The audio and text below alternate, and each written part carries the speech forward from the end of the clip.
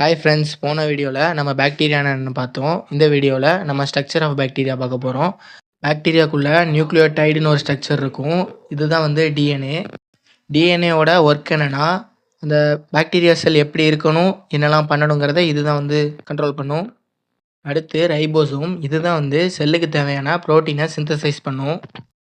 அடுத்த ஸ்ட்ரக்சர் வந்து பிளாஸ்மிட். இது வந்து தனியாக சர்க்கிள் ஷேப்பில் இருக்கும். இதுவும் ஒரு டிஎன்ஏ தான். ஆனால் மோசமான சூழ்நிலைகளில் மட்டும் இது ஆக்டிவேட் ஆகும்.